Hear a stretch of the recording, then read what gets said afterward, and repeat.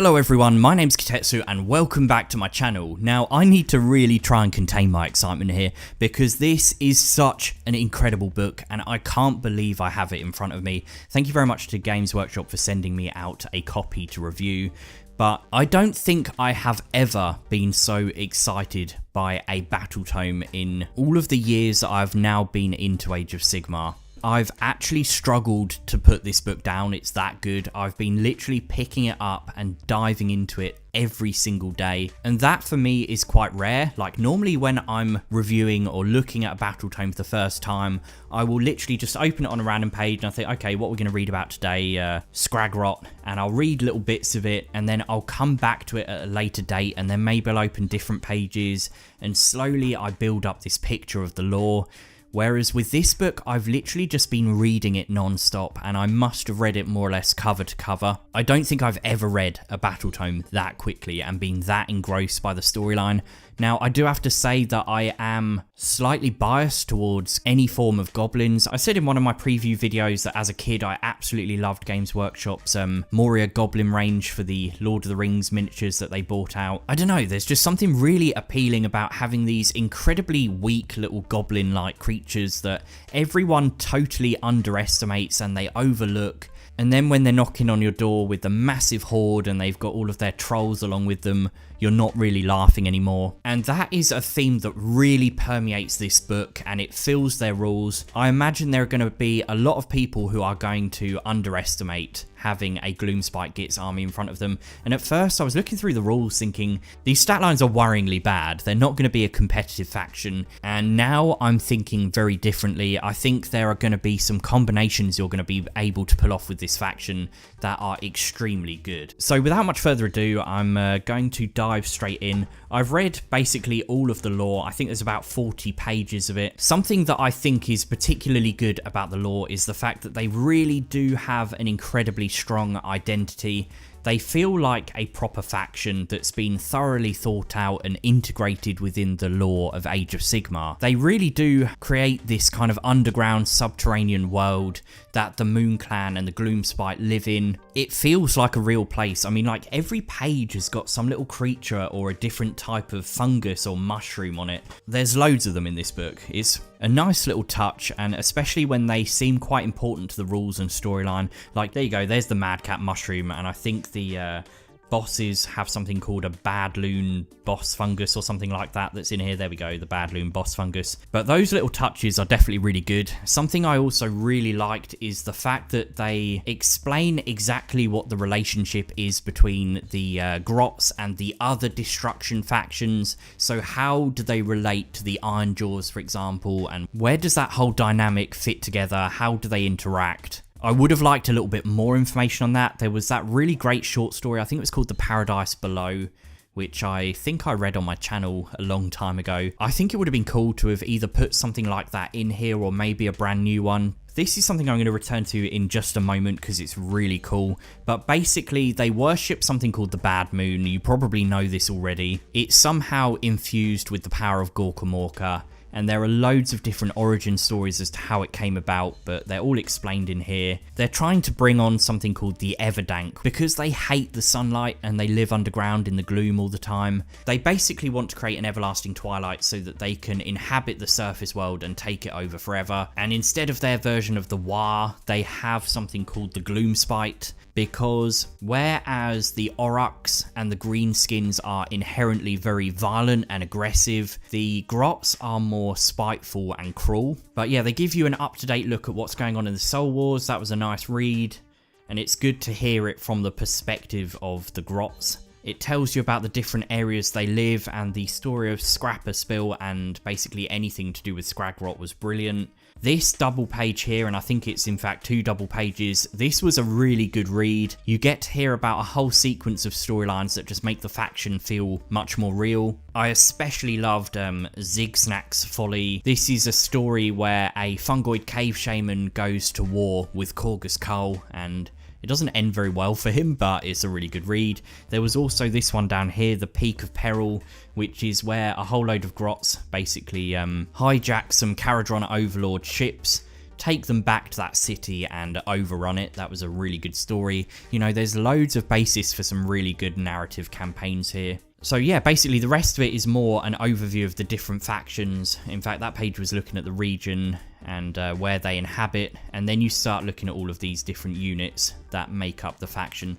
So one thing I really did want to talk about is Skragrott, and I think he is fantastic. He's a really interesting character, and I really hope that they bring out maybe like a series of novels around him, similar to maybe Gotrek and Felix, because he reminds me a lot of Thanquol, where he has a lot of personality and character to him, but he also isn't like a straight rip-off. He has his own unique identity, which, you know, is very important. But basically, he has been spoken to by the Bad Moon. He ends up taking over Ayudar, and they give you the map there of it. They even give you the details of the exact army he used to do that. This is the place he ends up taking over. There's loads of artwork of him in the book, and you hear about his asylum, which is the way he's predicting everywhere that this Bad Moon is going to be. You know, it's this random celestial rock that's just going on its own crazy path through the void, and all of these people are trying to predict where it will appear and what its pathway will be, and it's driving them mad. But Skragrott's found a way to predict at times where it may end up. So, you know, there's an awful lot of storyline relating to this character throughout the book, and you know exactly where in the timeline these things are happening, so that's very cool. Then we get onto the section looking at the models. Oh, in fact, whilst we're here, I know a lot of people are going to wonder about this. I think the integration of Gargants is not really to my tastes. I think they were going for the whole classic look of goblins, trolls and giants in one faction. It's got a bit of a folklore sort of feel to it, but I think it feels like they've just sort of bolted the Gargants on and they bribed them with fungus-infused drinks and beers. I'm sure some people will love it. It wasn't really my thing. And in terms of the Spider Riders, I have focused on them the least because for me personally, they're the faction I'm least interested in, especially with my arachnophobia. That's another story. But I thought their overall integration into the Gloomspite Gitz was a little bit weak again, purely based on the fact that they have such a strong individual identity, and even though they also worship the Bad Moon, which is quite a cool link between the factions, their beliefs are just very, very different to the Moon Clan. They think the Bad Moon is basically some giant egg in the sky that's going to hatch infinite numbers of spiders out of, basically. And as for the Git Mob, we hear some references to them in the timeline, but they're more or less otherwise completely ignored, which I think is a real shame. If they found a way to link the Spider Clan in, and they didn't even give them new models, I don't think it would have been too hard to have put the Git Mob in as well, and it would have been pretty cool to have some like underground catapults and stuff like that. But anyway, yeah, then we get onto the gallery of figures. Most of these by now we've seen. This was the first time I saw the Loom Boss on the Mangler Squig, but yeah, obviously some beautifully painted miniatures as always from the Citadel design team and the Heavy Metal team, of course. Get the Troggoths there, a sample army looking pretty cool. Okay, now I did want to say something about the painting guides. This is something that I absolutely love about the Battletomes that they don't have in the 40k codexes. And to me, this is like amazing. And I'm so happy they now do this because, for example, if we look at this guy here, and I hope he shows up on the camera, this guy was painted using Duncan's video tutorial on Warhammer TV. And he's been given much more of a kind of traditional orc or auroch green skin kind of skin tone, whereas using this tutorial in this book, I ended up with this skin tone. And to me, as someone who's a bit more of a lore buff, I miles prefer the pale skin because A, I think it actually just looks better and the highlights show up a lot more clearly. But B, these grots live underground, and because they're not exposed to sunlight, they should have paler skin. And if you go through all the gallery of pictures in here, you'll see that the way they have painted them in every case is with this paler skin tone. So it's frustrating to me when I'm following a tutorial and I can't achieve the results that I want to. The Heavy Metal tutorial was really complex and difficult and too advanced for me to paint. but the guides in here are simple step by step. This was the second one I tried to do from this guide, and I must admit, credit to Duncan, following his tutorials on there is much easier than following step by step in a book, because you can see exactly how he's applying the paint. But on the second try I was really happy with the results, and I think I've got that technique down now. But it's great that they've obviously covered in here how to do different things like that. For the squigs I've just started painting, I'm actually using a combination of this book and Duncan's tutorial, because it says for the skin they're using corn red and then they go straight onto the highlights and layers, and there's no mention of a wash. And it looks to me personally like in that picture there is a wash on it. I could be wrong, but either way I know Duncan did use a wash, so I went over to his video and watched that. But right, then we get onto the rules, and I'm not going to do a major detailed breakdown of the rules, because obviously you should go out and buy this book yourself, and I don't want this to be the world's longest video. You know, I tend to keep my videos fairly short and snappy, and when we get to all of the war scrolls, those are obviously going to be available for free on the app.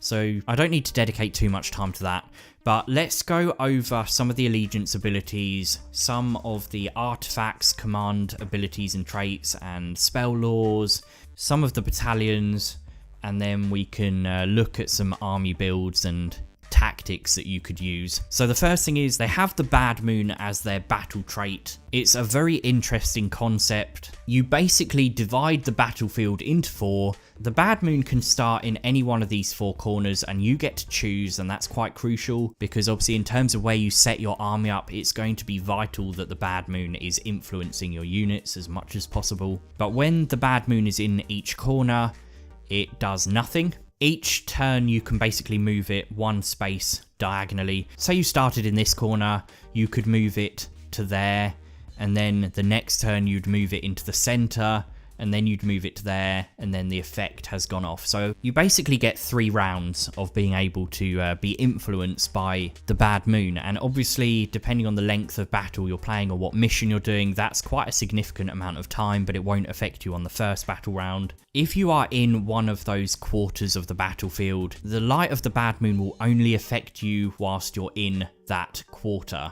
If the Bad Moon is in the center of the board, it affects everything on the table. In terms of what the Bad Moon actually does, you can use Fangs of the Bad Moon to inflict D3 mortal wounds. Now, the really key stuff is Bad Moon magic, you can add 1 to all casting rolls for wizards. That's pretty amazing, and you actually subtract 1 from enemy wizards casting rolls too. Something about this army is wizards can be insanely powerful, and you can also make enemy wizards insanely weak. At the start of your hero phase, you can have an extra command point. You can charge and run in the same turn with your squigs. You can reroll hit rolls of 1 for Moonclan Grots. That's going to be very important. Spiderfang Venom is more potent, and this particular ability again is exceptionally good. Troggoth Renewal. When you roll your dice to see how many wounds the Troggoths are going to regenerate, you can either re-roll it or double the result you got. I think statistically speaking, by my calculations, you are always better off doubling the result. You know, say you roll 2, if you re-rolled it, you could end up just healing 1 wound, or you could just double that to 4. So even if you roll 1 wound, you can still double it to 2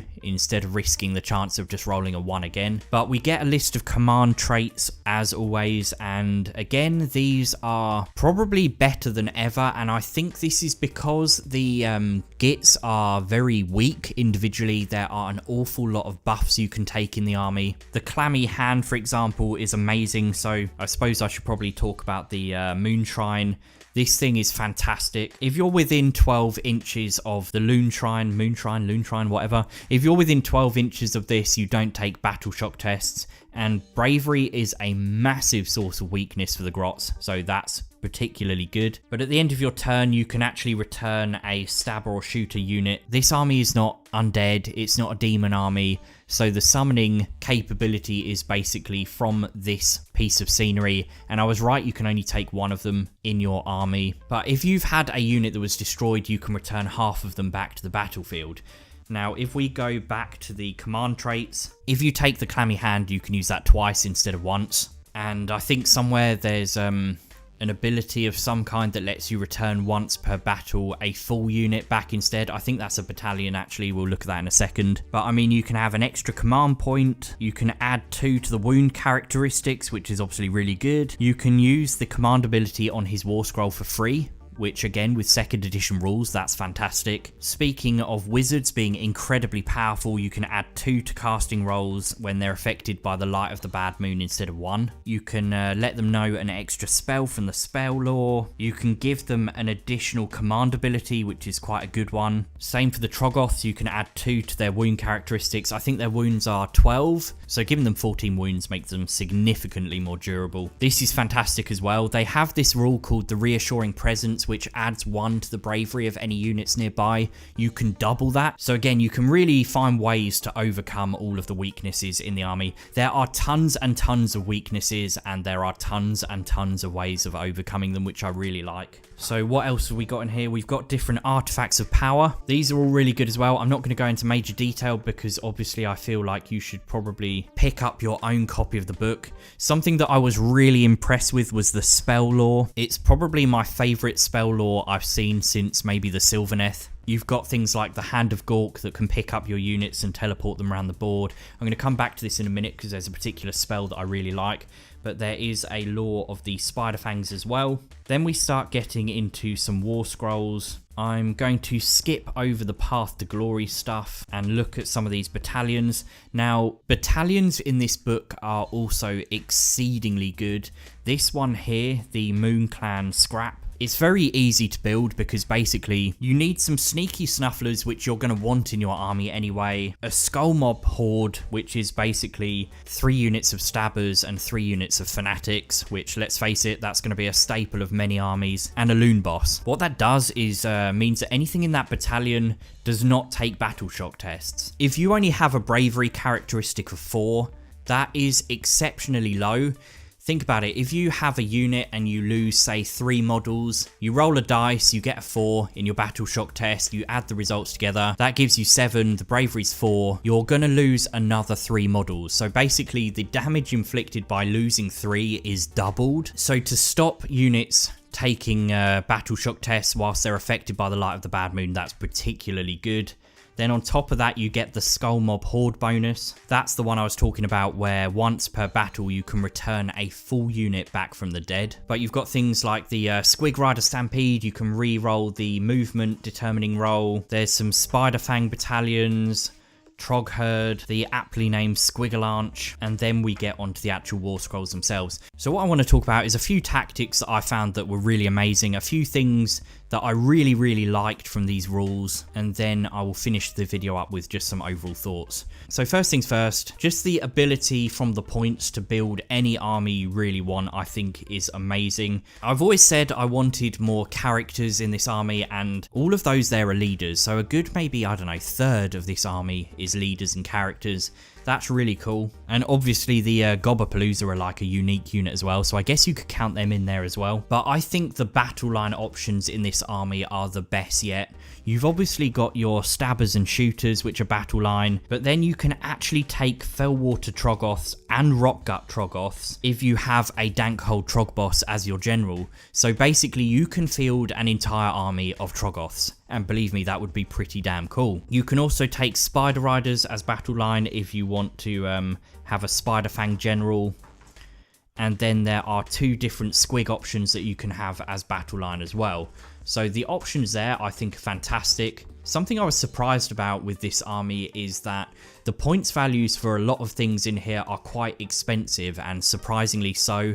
And I think this comes down to the fact that basically Grots are not nearly as weak as people will first assume. I think they will benefit greatly from the whole strength in numbers, and I think when you start looking at incredibly large point value armies, they are going to be a very formidable army. But I mean, we've got characters like Scragrot, where he can control or slow down or choose to not move the bad moon. So basically, if you wanted to, once per battle, you could move the bad moon 2 spaces forwards and have it in the middle of the board right from the offset. Similarly, you could wait for the moon to get to the middle and then you could hold it there for a turn, which means that you're going to benefit from obviously the whole units being affected by the moon for 2 turns instead of 1. You know, that's an incredibly good ability. If I was going to build a massive army, I would take Skragrott, use him as my general, otherwise you can't use his command ability, and then I would take a loon boss on Mangler Squid as well. Thanks to 2nd edition, it means we'll still be able to use his command ability, Bite the Moon. What that lets you do is basically pick a unit of squigs, and they can add 1 to wound rolls when they're within 18 inches of him, and that makes your squigs insanely good. I mean, look at this. A squig basically has 2 attacks, and it hits on a 4, so statistically speaking, you're going to hit 1 of those attacks, and now all of a sudden with his command ability, you are going to be wounding on a 2+ with -1 rend. Like, that's insane. And obviously there's a whole load of other benefits to using squigs as well. But then on top of that, you can take the Gobberpalooza. That lets you reroll charge and run rolls for a unit, reroll hit rolls with a hero unit, and obviously Skragrott himself is quite an amazing character in combat for a Grot at least. A Spiker lets you reroll wound rolls of 1. If you combine that with the Bad Moon ability, you're rerolling hit and wound rolls of 1 for your basic Grots, which is quite amazing. You've got the Boggle Eye, which means you can pick a unit which won't have to take a battle shock test. Again, very vital for the Grots. The Shrewmancer's unique spell, again, is amazing. Subtract 1 from hit rolls for attacks made by a unit, and subtract 1 from their save rolls too. So again, as a unit that's buffing your army, quite essential, especially in a large army. The Loon Boss have their command ability, I'm the boss, now stab 'em good. This means that basically every unmodified wound roll of a 6 causes a mortal wound in addition to any damage that they would normally make. Now think of that, if you have a mob of 60 stabbers, statistically that's what, 10 extra mortal wounds every single time they fight. Obviously we have to talk about stabbers and shooters, particularly stabbers. Their stat line looks so mediocre. If you take them in a unit of 30 or more, they suddenly start wounding on a 2+. That's incredible. They can then add 1 to their save rolls, chuck in a few netters, and they're at -1 to hit. So, you know, -1 to hit with a 5+ save, that's not bad at all. You can also add 1 to their bravery characteristic, put them near a Dankhold Troggoth and they're going to gain an extra 1 to their bravery. Put them near the Loon Shrine, they're not going to be taking battle shock tests. Or you can use the Boggle Eye, or, you know, there's so many ways of getting around the battle shock tests, including, wasn't it the War Scroll Battalion as well? Yep. I mean, having a battle line unit that's at -1 to hit, I think you can actually get that to -2 to hit. You've got a 5+ save, you're wounding on a 2, they're not taking battle shock tests, you can return whole units back thanks to the Skull Mob Horde and the Loon Shrine, and you can do that 2 times if you're using the Clammy Hand command trait. It becomes very, very formidable indeed, and then of course you can be hiding your fanatics in there as well. You're starting to get the idea of why this army is very powerful. Personally, I would say that the shooters are not worth it, and I really wish they would buff archers a little bit more, but I would take stabbers every time. And I didn't even mention the fact that obviously you can then have your sneaky snufflers right behind them, and they are guaranteed, all the while they have 6 models in their unit, to pass their roll, which means you are guaranteed to give them all 1 extra attack. And if you're worried about these being sniped off the board, you could then put some Spore Splatter Fanatics in front of them, which protects them from shooting. You see where I'm going with this? There are just layers upon layers of tactics that you can employ to ensure that these buffs are going to work and that they're going to go off. Okay, wizards in the army are absolutely ridiculous. If we go back to Skragrott for a second, thanks to his Loon King's Crown, he's at a +1 to cast. If he's affected by the light of the Bad Moon, that's +2. There's also the Endless Spell, which gives you +1 to casting rolls and unbinding rolls, and you know all of the spells from the spell lore of the Moon Clan at least, so that's ridiculous. He's already on a +3 to cast, taking that into account. Then if you're just taking a Moon Clan wizard, you can obviously add 2 to the casting rolls if you're affected by the light of the Bad Moon instead of 1. You can take the Endless Spell, which puts you at a +3 to cast. Then you can give them the Staff of Sneaky Stealing as well, which gives them +1 to casting for every enemy wizard nearby. You can get insanely powerful wizards. Whilst we're talking of giant hordes of stabbers, there's also a spell from the spell lore which is ridiculously good. This one's called the Great Green Spite. Basically, you can pick one Gloomspite Gitz unit within 18 inches of the caster, pick an enemy unit, and the enemy will suffer d6 mortal wounds if your friendly unit has more than 20 models. So again, basically the larger your armies are, the more insane those buffs become. But yeah, I mean, loads and loads of goodness in this book. I guess the last things we'll say are, you know, I've already mentioned squigs are amazing. I've mentioned wizards are amazing. They're quite easy little battle line options you can take in your army. Loon Smasher Fanatics are absolutely insane. I went on a random dice generator and did some mock-up rolls for these guys, and they shredded through a unit of 5 Stormcast Eternal Liberators like they were paper. In terms of maneuverability, obviously we've got the Squig Hoppers and the Boingrot Bounders. These things can move 3d6 inches with a chance to re-roll that at some point with some ability somewhere that I'm sure I mentioned already. Loon Bosses on Mangler Squids are exceptionally good at dishing out damage. There's an awful lot of ways throughout the book of dishing out mortal wounds, which is really good. Troggoths, I mentioned that they have the reassuring presence that adds 1 to bravery of units around them. So again, if you think about those stabbers, they've got a bravery of 4, but with one of the icons or banners, that gives them an extra bravery. Give them a Dankhold Troggoth nearby and they're at bravery 6, which is only 1 away from a Stormcast, so very good. If you combine their regeneration with the battle trait ability, they can double the regeneration every single turn. So it's probably going to be fairly difficult to take out 10 wounds in a single round of combat, and you can potentially generate 6 of those wounds back every single turn. So these things are going to be very tough. They're going to be very hard to get rid of. Their crushing grip as well is particularly good. They can just outright kill loads of models on the board. There's 2 different types of Troggoth you can take as battle line as well, as long as your general is one of these. And Fellwater Troggoths are absolutely amazing. Of the 2, like from a pure maths hammer point of view, I think these are better. They don't have the ability to dish out mortal wounds like these guys do, so there's pros and cons to both, but the damage output potential of those is absolutely disgusting. But yeah, basically that's more or less everything I wanted to say. Let me just check my notes to make sure there was nothing else I wanted to say. In fact, one thing I did like is the fact that this is the first time I think we've seen this on a damage table, but the units get worse and then they get better quite often as they take damage. So Scarbrand, for example, he gets better the more damage he takes. Most other units get worse as they take damage. These get worse, then they get better, so that's a really cool thing. In a sense, it makes them as good as they could be for twice the amount of time. In terms of a few brief negatives, what have I put here? No Git Mob, they can only be taken as allies.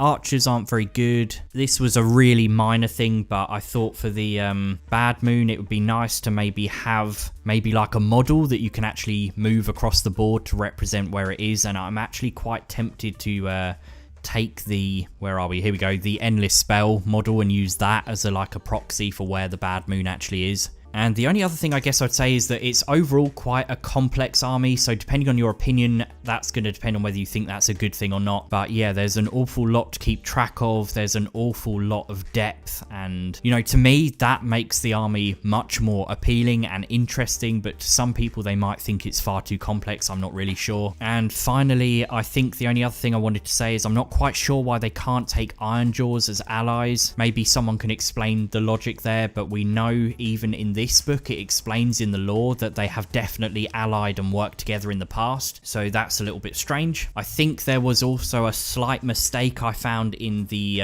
lore section. Yeah, for Skragrot's Conquerors it says that he has 5 Dankhold Troggoths as part of his personal guard, whereas in the Asylum it says there are 4, and these are definitely the exact same Troggoths it's talking about, because it even mentions here that they're the same ones that guard his Asylum, and here it says they're his guards as well. So again, whether it's that one died when he was trying to take over Scrapper Spill, I'm not really sure. But yeah, overall I think I've talked enough. I think this is a fantastic battle tome. I would thoroughly recommend you pick it up. As I said, it would easily make it into my top 5, if not maybe take that #1 spot for my favourite battle tome yet. I guess we'll have to see how these play on the tabletop. It's probably going to be quite tricky narrowing it down to maybe a 1,000 point list if that's the style or size of game you like playing. But I really do think the quality of these books is just massively increasing all the time. I'm super happy with this. I'm super happy with where Games Workshop is taking Age of Sigmar. I think the quality is just continuing to ramp up. I'm just excited to get my hands on some more figures now and get painting. Thank you very much for watching. I'm going to leave this video here. Don't forget to like and subscribe, and I will see you guys really soon.